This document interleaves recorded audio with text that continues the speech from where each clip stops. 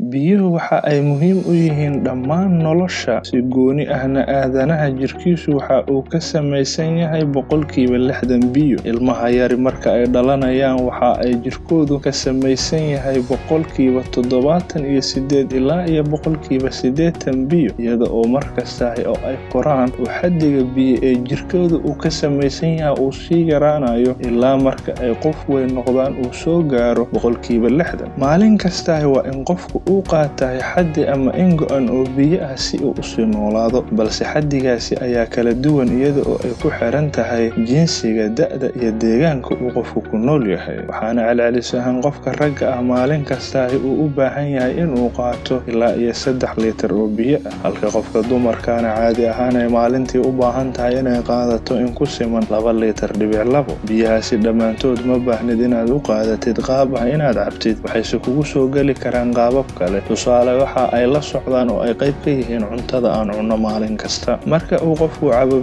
biyaha, waxa ay tagayaan mindhicirada halkaasi oo laga nuugayo, kadibna waxaa lagu darayaa qulqulka dhiigga, halkaasi oo ay ka gaarayaan qaybaha kala duwan ee jirka, kana qabanayaan shaqooyinka muhiimka ah ee jirkeenu uga baahan yahay. Waxaana markii shaqooyinkaasi ay idlaadaan, kelyuhu ay noqdaan meesha lagu filter gareeyo ee jirka biyaha inta uu u baahan yahay, ma ahane inta kaleeta laga sii daaya laguna dara kaadida. Biyuhu waxa ay jirkeenna ka qabtaan shaqooyin waxtar leh, kuwaasi oo aan halkan lagu soo koobi karin, balse sababaha ay tahay inaad u qaadato biyo kugu filan oo aan halkan uga hadli doono waxaa ka mid ah: biyuhu waxa ay muhiim u yihiin heerkulka jirkeenna iyo kontaroolkiisa.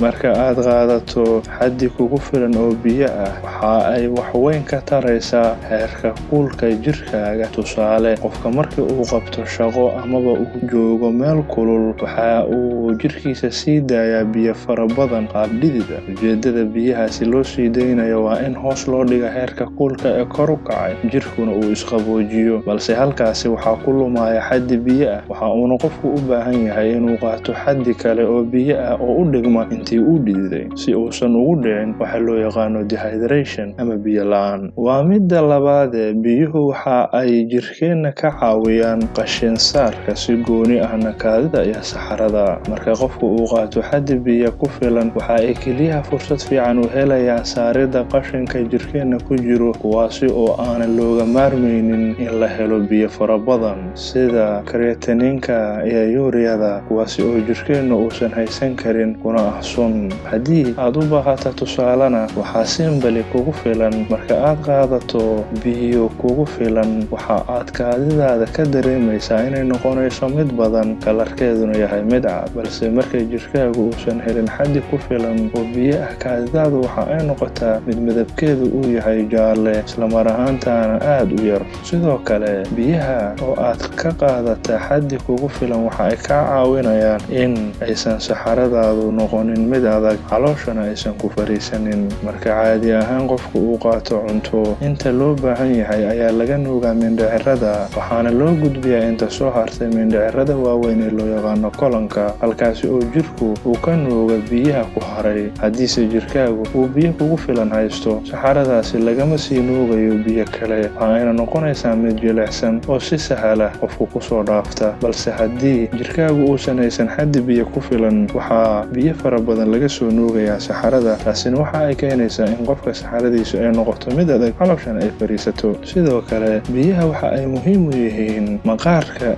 jirkeenna iyo quruxda. Qofka markii uu cabaayo biyo ku filan, maqaarkiisa waxa uu muuqdaa mid dabacsan oo jilicsan, balse markii biyaha ay kugu yar yihiin, maqaarkaagu wuxuu noqonayaa mid qallalan oo adag. Sidoo kale, biyuhu waxa ay waxtar u leeyihiin xubin kasta oo jirkeenna ka mid ah, sida maskaxda, indhaha iyo kala goysyada, kuwaasi oo ay ka qabtaan shaqooyin kala duwan oo aan looga maarmaynin.